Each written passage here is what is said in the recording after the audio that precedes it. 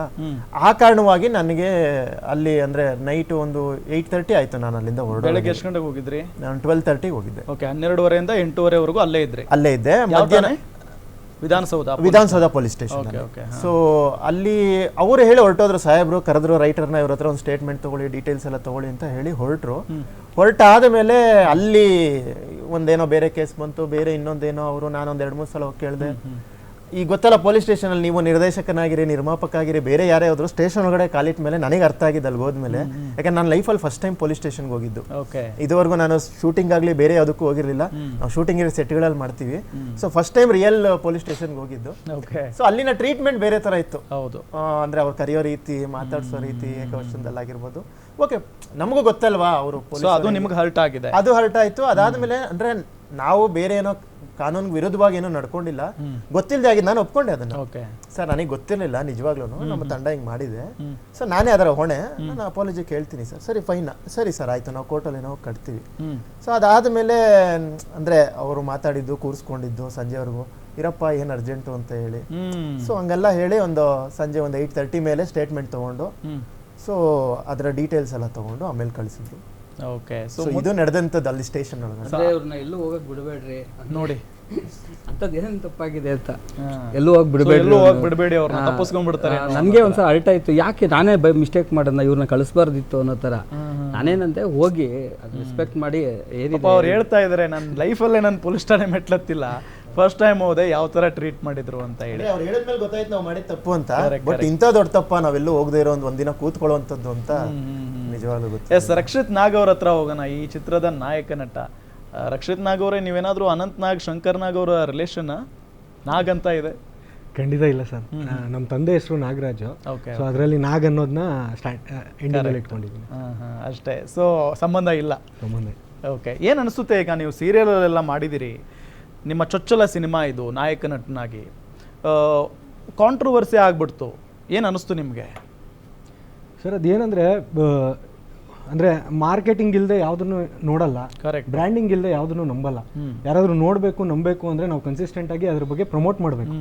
So ನಾವೆಲ್ಲರೂ ಹೊಸಬ್ರಾಗಿರೋದ್ರಿಂದ ನಮ್ಮ ಸಿನಿಮಾಗೆ ಸಿಕ್ಕಾಪಟ್ಟೆ ಪ್ರಮೋಷನ್ ಅವಶ್ಯಕತೆ ಇದೆ. ಹೌದು, ಖುಷಿ ಆಯಿತು ಆ ವಿಡಿಯೋ ನೋಡಿ. ನೀವೆಲ್ಲ ಎಷ್ಟು ಕಷ್ಟಪಟ್ಟಿದ್ದೀರಿ, ಆ ಬಾಟ್ಲೆಲ್ಲ ಹಿಡ್ಕೊಂಡು ಓಡಾಡಿದಿರಿ ಬೀದಿಲಿ, ಹೇಳಿ. ಸೊ ಹಾಗಾಗಿ ಪ್ರಮೋಷನ್ ಏನೇನು ಬೇಕೋ ಆ ಥರದ್ದೆಲ್ಲ ಒಂದಷ್ಟು ಐಡಿಯಾಗಳು ನಾವು ಥ್ರೂಔಟ್ ಮಾಡ್ಕೊಂಡೇ ಬಂದಿದ್ದೀವಿ. ನೀವು ನಮ್ಮದು ಲಿಸ್ಟ್ ತೆಗೆದು ನೋಡಿದ್ರು ನಮ್ಮ ಮೊದಲನೇ ಸಾಂಗ್ನ ಇನ್ನೇನೋ ಕ್ರೇಜಿಯಾಗಿ ಮಾಡಬೇಕು ಅಂತ ದುಬೈಯಲ್ಲಿ ಹೋಗಿ ಲಾಂಚ್ ಮಾಡಿದ್ವಿ. ಅದಾದಮೇಲೆ ಟೀಸರ್ ಲಾಂಚ್ ಮಾಡಬೇಕಾದ್ರೂ ಅಷ್ಟೇ ಒಂದು ಹೊಸ ಇದರಲ್ಲಿ, ಅಂದರೆ ಎಕ್ಕ ಸಿನಿಮಾ ಜೊತೆ ಕಂಪ್ಲೀಟ್ ಕರ್ನಾಟಕ ಪೂರ್ತಿ ರಿಲೀಸ್ ಮಾಡಿದ್ವಿ.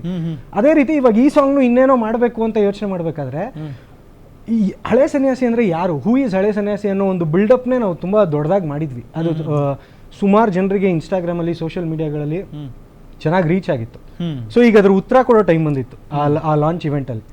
ಸೊ ಈಗ ನಾವು ನಮ್ಮ ಆಫೀಸಿಂದ ಮಾಲ್ ಆಫ್ ಏಷ್ಯಾಗೆ ಹೋಗ್ಬೇಕಾದ್ರೆ ಸುಮ್ಮನೆ ಏನಕ್ಕೆ ಹೋಗೋದು, ಸೊ ಅಲ್ಲಲ್ಲಿ ಹಳೆ ಸನ್ಯಾಸಿ ಯಾರು ಅಂತ ತೋರಿಸ್ಕೊಂಡು ಅದರದ್ದು ವಿಡಿಯೋ ಮಾಡ್ಕೊಂಡು, ಜನರು ಹಳೆ ಸನ್ಯಾಸಿನ ನೋಡಿದ್ರೆ ಮೊದಲನೇ ಸಲ ಅವ್ರ ರಿಯಾಕ್ಷನ್ ಹೇಗಿರುತ್ತೆ ಅದನ್ನು ತಕ್ಕೊಂಡು, ಸೊ ಈ ತರ ಮಾಡ್ಕೊಂಡು ಹೋಗಿದ್ದಷ್ಟೇ.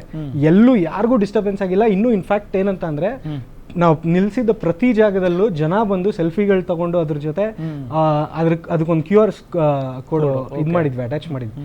ಅದನ್ನ ಬಂದು ಸ್ಕ್ಯಾನ್ ಮಾಡಿ ನಮ್ಮ ಟೀಸರ್ಗಳನ್ನ ನೋಡಿ ಎಲ್ಲರೂ ಅಪ್ರಿಷಿಯೇಟ್ ಮಾಡಿ, ಚೆನ್ನಾಗಿ ಮಾಡ್ತಾ ಇದ್ದೀರಾ, ಅಂದ್ರೆ ಈ ತರ ಪ್ರಮೋಷನ್ಸ್ ನೋಡಿರ್ಲಿಲ್ಲ, ಒಳ್ಳೇದಾಗ್ಲಿ ಅಂತ ಹಿಂಗೆಲ್ಲ ಹರಿಸಿ, ಎಲ್ಲೂ ಯಾರಿಗೂ ಒಂದು ಪಾಯಿಂಟಲ್ಲೂ ಡಿಸ್ಟರ್ಬ್ ಮಾಡಿಲ್ಲ.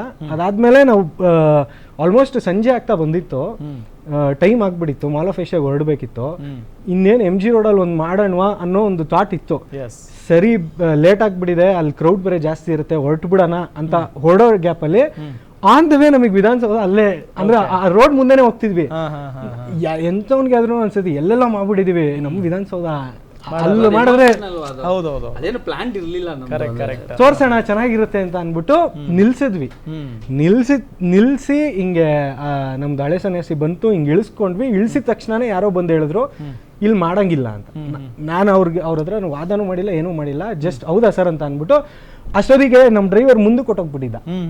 ಈಗ ನಾವು ಅದನ್ನ ವಾಪಸ್ ಅಲ್ಲಿ ಎತ್ತಿಸ್ಬೇಕು, ಆ ಗಾಡಿ ರಿವರ್ಸ್ ಬರಲ್ಲ, ಅದಕ್ಕೆ ನಾವು ಅಲ್ಲಿಂದ ಅಲ್ಲಿವರೆಗೂ ಎತ್ಕೊಂಡು ಹೋಗಿ ಅದನ್ನ ಹಾಕಿದಷ್ಟೇ, ಫುಟೇಜು ತೆಗ್ದೇ ಇಲ್ಲ.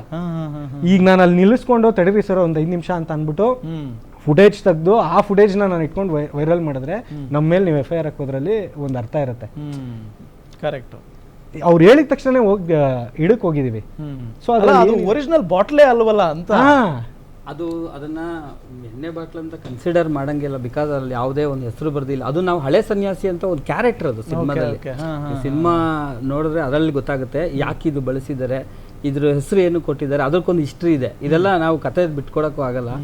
ಬಟ್ ಅವ್ರು ಕೇಳಿದಾಗೆಲ್ಲ ಎಕ್ಸ್ಪ್ಲೇಷನ್ ಕೊಟ್ಟಿದ್ದಾರೆ. ಬಟ್ ಆದ್ರೂ ಇಷ್ಟೊಂದು ಅದನ್ನ ದೊಡ್ಡದು ಮಾಡೋ ಅವಶ್ಯಕತೆ ಇರಲಿಲ್ಲ. ಯಾಕಂದ್ರೆ ಈಗಿರೋ ಸಿಚುವೇಶನ್ ಅಲ್ಲಿ ಸಿನಿಮಾ ಇಂಡಸ್ಟ್ರಿಯಲ್ಲಿ ಹೊಸಬ್ರದ್ದು ಒಂದು ಹೊಸ ತಂಡನೇ ಬರ್ತಾ ಇದೆ. ಅವ್ರದ್ದೇನೋ ಯೂನಿಕ್ ಐಡಿಯಾಸ್ ಎಲ್ಲ ಇಟ್ಟು ಏನೋ ಮಾಡ್ತಾ ಇದ್ದಾರೆ. ಅದಕ್ಕೆ ಒಂಚೂರು ಸಪೋರ್ಟ್ ಮಾಡಿದ್ರೆ ಇಂಡಸ್ಟ್ರಿ ಡೆವಲಪ್ ಆಗುತ್ತೆ. ಯೂಶಲಿ ಏನಾಗುತ್ತೆ, 4-5 ಜನರ ಮೇಲೆ ಒಂದು ದೊಡ್ಡ ಟೀಮ್ ಬರುತ್ತೆ ಅಂದ್ರೆ ಪರ್ಮಿಷನ್ ಎಲ್ಲ ಒಂದು ನೋಡ್ಬೇಕು. 2-3 ಜನ ಹೋಗೋದ್ರಿಂದ ಏನು ತೊಂದರೆ ಆಗಲ್ಲ ಅಂತ ನನ್ನ ಪರ್ಸನಲ್ ಒಪಿನಿಯನ್. ಶ್ರೀಕಾಂತ್ ಕಶ್ಯಪ್ ಅವರನ್ನ ನಿಮ್ಮನ್ನ ಮಾತನಾಡಿಸ್ಲೇಬೇಕು. ಈಗ ಕಾರ್ಯಕಾರಿಣಿ ನಿರ್ಮಾಪಕರಾಗಿ ಈ ಕಾಂಟ್ರವರ್ಸಿ ಆದಂತಹ ಸಂದರ್ಭದಲ್ಲಿ ನಿಮ್ಮ ಮನಸ್ಥಿತಿ ಹೆಂಗಿತ್ತು? ಏನಪ್ಪ ಆರಾಮಾಗಿ ಹೋಗ್ತಾ ಇದೆ, ಸ್ಮೂತ್ ಆಗಿ ಸಾಗ್ತಾ ಇದೆ, ಎಲ್ಲ ಸಿನಿಮಾ ಮಾಡಿದ್ದೀವಿ, ಇನ್ನೇನು ರಿಲೀಸ್ ಮಾಡಬೇಕು, ಸ್ವಲ್ಪ ಜನರಿಗೆ ಗೊತ್ತಾಗ್ಲಿ ಅಂತ ಹೇಳಿ ಪ್ರಮೋಷನ್ ಮಾಡೋಣ ಅಂತ ಅಂದಾಗ ಈ ಕಾಂಟ್ರವರ್ಸಿ ಬರುತ್ತೆ. ಏನು ಅನ್ಸುತ್ತೆ ನಿಮಗೆ? ಫಸ್ಟ್ ಥಿಂಗ್ ಹೇಳ್ತೀವಿ ಕೇಳಿ, ನಾವು ಇವಾಗ ಸಿನಿಮಾ ಶೂಟಿಂಗ್ ಅಂತ ಬರುತ್ತೆ. ಸೊ ಯೂಶಲಿ ನಾವು ಇವಾಗ ರೋಡ್ ಸೈಡ್ಸು ಈ ಥರ ಎಲ್ಲ ಶೂಟ್ ಮಾಡಬೇಕಾದ್ರೆ ಆಬ್ವಿಯಸ್ಲಿ ಆ ಲಿಮಿಟ್ಸ್ಗೆ ಯಾವ ಪೊಲೀಸ್ ಸ್ಟೇಷನ್ ಇರುತ್ತೆ ಅಲ್ಲಿ ಒಂದು ಲೆಟ್ರ್ ಕೊಡ್ತೀವಿ, ಸರ್ ಈ ಥರ ಹಿಂಗೆ ಶೂಟಿಂಗ್ ಮಾಡಬೇಕು ಅಂತ ಇದ್ದೀವಿ ಅಂತ ಒಂದು ಪರ್ಮಿಷನ್ಗೆ. ಈಗ ದೊಡ್ಡ ದೊಡ್ಡ ಸ್ಟಾರ್ಗಳಿತ್ತು ಅಂದರೆ ಅವ್ರೇನು ಮಾಡ್ತಾರೆ, ನಾವು ಒಬ್ರು ದಫೇದಾರ್ ಒಬ್ರನ್ನ ಅಪಾಯಿಂಟ್ ಮಾಡಬೇಕಪ್ಪ ನಿಮ್ಮ ಇದಕ್ಕೆ. ಸೊ ಅದಕ್ಕೆ ಒಂದು ಗೌರ್ಮೆಂಟಿದು ಒಂದು ಫೀಸ್ ಇರುತ್ತೆ, ಅದನ್ನು ಕಟ್ಬಿಟ್ಟು ಸೊ ಒಬ್ರನ್ನ ಜೊತೆಗೆ ಕೊಡ್ತಾರೆ. ಏನಕ್ಕೆ ಅಂದರೆ ಸೆಕ್ಯೂರಿಟಿ ಪರ್ಪಸ್, ಕ್ರೌಡ್ ಬಂದಾಗ ಅದನ್ನು ಕಂಟ್ರೋಲ್ ಮಾಡಲಿಕ್ಕೆ ಅಂತ ಎಲ್ಲ ಅಂದ್ಬಿಟ್ಟು. ಸೊ ಈ ಥರ ಒಂದು ನಡೆಯುತ್ತೆ. ನಮ್ಮ ಈ ಇಡೀ ಸಿನಿಮಾದಲ್ಲಿ ನಾವು ಆ ಥರ ಯಾವುದು ಜಾಸ್ತಿ ಕ್ರೂ ಇಲ್ಲ. ಆಮೇಲೆ ಹೊಸೊಬ್ರು ಆರ್ಟಿಸ್ಟ್ ಇರೋದ್ರಿಂದ ನಾವೇನು ಮಾಡಿದ್ವಿ, ಎಲ್ಲಿ ನಾವು ರೋಡ್ ಸೈಡ್ ಶೂಟ್ ಮಾಡ್ತಾ ಇದ್ವಿ ಸ್ಟೇಷನ್ಗೆ ಇಂಟಿಮೇಷನ್ ಕೊಟ್ಬಿಟ್ಟು ಶೂಟ್ ಮಾಡ್ಕೊಂಡು ಬಂದಿದ್ವಿ. So coming to the part of ಪ್ರಮೋಷನ್ಗೂ ಕೂಡ ಈ ಥರ ಒಂದು ಪೊಲೀಸ್ ಪರ್ಮಿಷನ್ ತೊಗೋಬೇಕು ಅನ್ನೋದೇ ನಮ್ಗೆ ಇದುವರೆಗೂ ಗೊತ್ತಿಲ್ಲ ಸರ್. ನಾನು ಇದು ಒಂದು 5-6 ಸಿನಿಮಾ ಆಗಿದೆ ಇವಾಗ ಆಲ್ರೆಡಿ ನಾನು ಮಾಡಿದ್ದೀನಿ. ಸೊ ಇದಕ್ಕೆ ಬಿಫೋರು ಕೂಡ ಪ್ರಮೋಷನ್ಸ್ಗಳು ಮಾಡಿದ್ದೀವಿ. ಇವಾಗ ಟ್ಯಾಬ್ಲಾಯ್ಡ್ಗಳು ತೊಗೊಂಡು ಹೋಗ್ತೀವಿ, ಕಾಲೇಜ್ಗಳ ಹತ್ರ ನಿಲ್ಲಿಸ್ತೀವಿ, ದೊಡ್ಡ corporate so again the same way ಇದು ಇರೋದು. ಈ ಬಾಟ್ಲು ಕೂಡ ಇವಾಗ ಒಂದು ಟ್ಯಾಬ್ಲಾಯ್ಡ್ ವ್ಯಾನ್ ಆಯಿತು ಅಂತಂದ್ರೆ ಇನ್ನೂ ಇದಕ್ಕಿಂತ ಒಂಚೂರು ದೊಡ್ಡದು ಬರುತ್ತೆ. ಇದಾದ್ರೂ ಒಬ್ಬ ಮನುಷ್ಯ ಹಾಕೊಂಡು ಹೋಗೋಂಥದ್ದು. ಒಂದು ಟ್ಯಾಬ್ಲಾಯ್ಡ್ ವ್ಯಾನ್ ಆದರೆ ಇನ್ನೂ ದೊಡ್ಡದಿರುತ್ತೆ. ಸೊ ನಾವು ಇದನ್ನೆಲ್ಲ ತೊಗೊಂಡು ಕಾಲೇಜ್ ಹತ್ರ ನಿಲ್ಲಿಸಿ ಎಲ್ಲ ಮಾಡಿದಾಗ ನಾವು ಆ ಕಾಲೇಜ್ ಪರ್ಮಿಷನ್ ತೊಗೊತೀವಿ, ಇಲ್ಲ ಅಂತಲ್ಲ.